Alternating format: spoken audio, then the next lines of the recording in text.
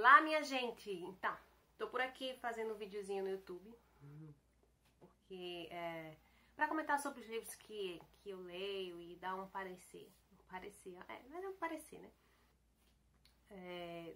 Do que eu acho, o que eu penso sobre, o que eu ando refletindo nas minhas leituras.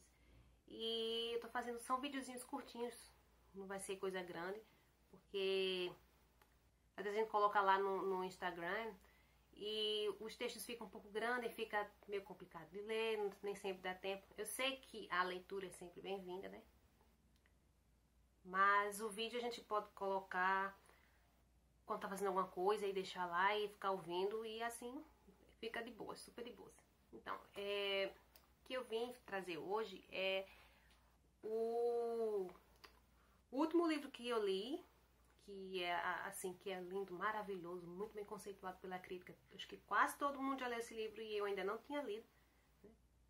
Falha na minha informação, mas não culpa dos outros, culpa minha que eu não tinha lido ainda. É o Vidas Secas, do Graciliano Ramos. Essa coisa linda aqui, ó. E assim,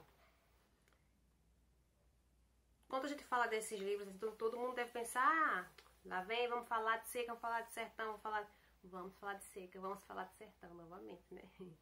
Então, e assim, mais especificamente sertão nordestino. Então, a gente pode ver aqui o que eu posso tirar como análise desse livro, assim, uma análise bem em termos práticos, em termos assim, aquele que você olha e diz assim, é isso, né? Então, é o narrador ele é a terceira pessoa, né? Existe um narrador que não está dentro da história, que ele vai contando o que vai acontecendo. Mas o que é interessante é que esse narrador, às vezes, ele se mistura com o pensamento e a fala do Fabiano, que é o personagem principal, né? Então, o narrador tá contando uma história, tá contando, de repente, e ela se mistura com o pensamento do Fabiano, o que o Fabiano tá achando. E aí você já não sabe se é mais narrador ou se é Fabiano. Aí às vezes fica claro que é o Fabiano, às vezes fica claro que é o narrador. Às vezes o Graciliano, ele indica isso com aqueles travessões de fala, né? Quando ele já traz a fala literalmente de forma direta do personagem, que é o Fabiano. Mas às vezes não, às vezes como pensamento vem sem travessão, vem sem nada. Então o que eu posso entender disso é que quando existem travessões é quando ele expressa, quando ele externaliza a fala dele, né? E quando ele não externaliza é só o pensamento mesmo. Então existe essa mistura entre o narrador e o personagem, que eu acho muito interessante, né? Eu acho muito interessante. A gente pode ver também a questão da seca comum dos personagens também. A gente pode também entender a seca comum dos personagens, né? Porque o tempo todo ela tá ali como ameaça, né? E a questão da humanização dos animais, porque eu acho que um dos personagens mais famosos que tem aqui é a baleia, né? Todo mundo já ouviu falar de baleia. Baleia é essa cadelinha aqui, né? Então ela vem até aqui na capa, tá vendo? Como ilustração. E é a baleia quem ajuda nas tarefas do dia a dia, ela quem ajuda com o gado, a rebanhar o gado, né? Geralmente a gente pensa que esse papel é de um cão pastor, mas não. A baleia, ela é o livro não diz, mas pelo conhecimento de mundo que a gente tem, de visão assim, de interior, essas coisas assim, é um cachorro de raça misturada, que a gente chama que é o famoso vira-lata, né? Então, até pelos traços do desenho aqui, ó, né? E a baleia tá sempre ali, né? Então, ela é como se fosse humanizada, porque é como se ela fizesse parte da família, como se ela sentisse como gente, né?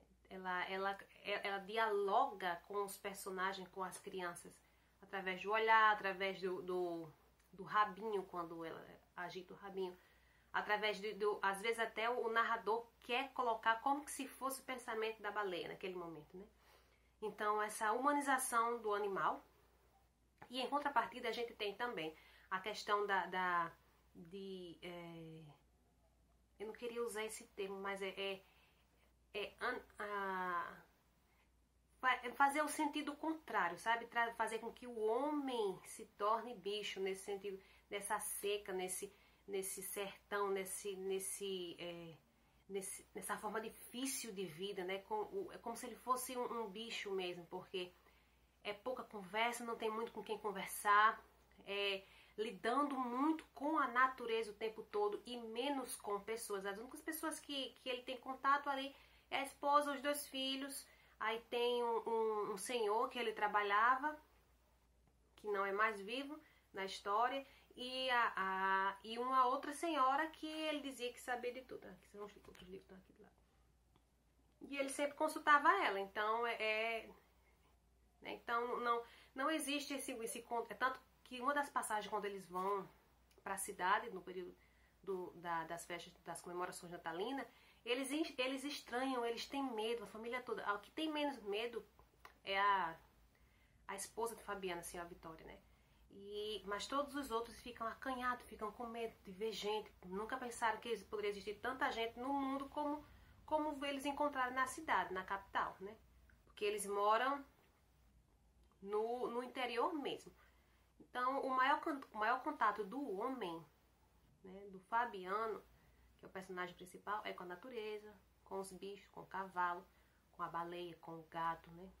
Com as raposas, com os preás. Então, todo esse processo, né? É tanto que ele se acha burro, assim, no sentido de ser ignorante, não ter conhecimento, né?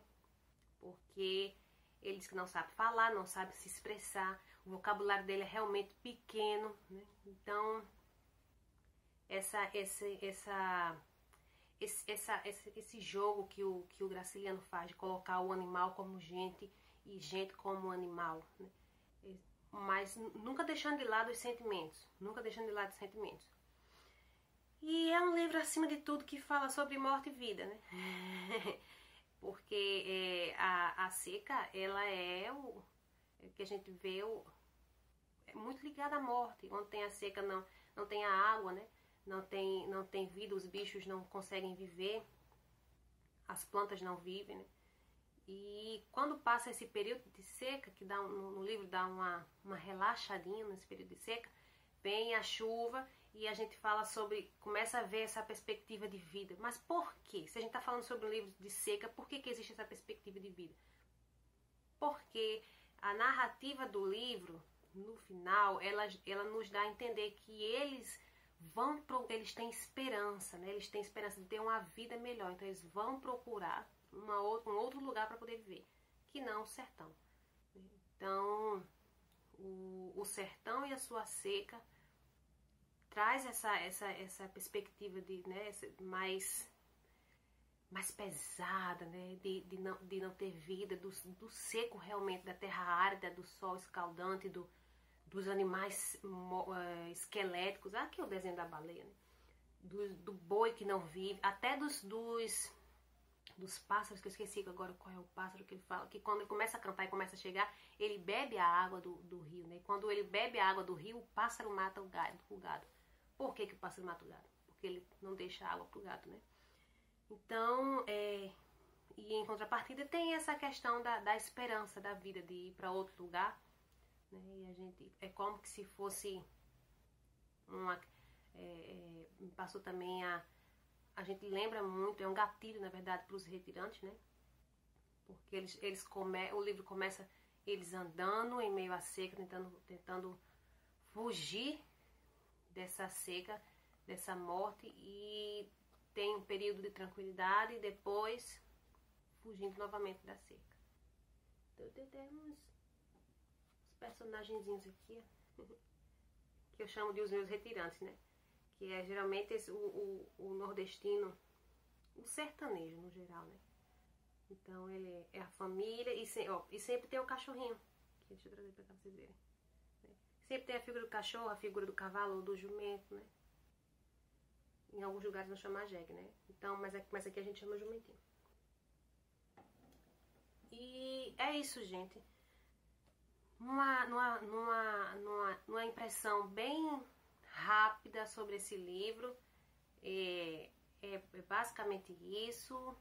Claro que existe muita coisa, se a gente for fazer uma análise literária disso aqui, existe muita coisa a ser tirada, muita coisa que se possa trabalhar. os personagens, as crianças, os animais, o próprio Fabiano, assim, a Vitória, os outros dois personagens que são muito citados também, que é um dos senhores que o Fabiano trabalhou, e a outra, assim, a lá, que eu esqueci o nome também. E também o Soldado Amarelo, né, que eu nem falei sobre ele, mas tem o Soldado Amarelo, que é a representação do governo, a representação daquilo,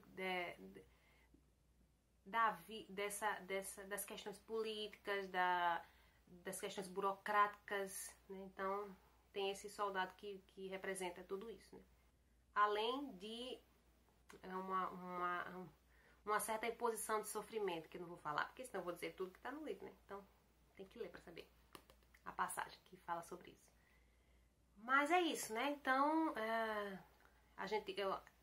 o narrador dele é terceira pessoa, a gente tem os personagens, a gente tem essa questão do homem, do animal humanizado, do homem que é bestificado, não sei se eu poderia usar esse termo, mas esse lado mais animalesco do homem, não no sentido pejorativo, né? Então, e a seca, as crianças.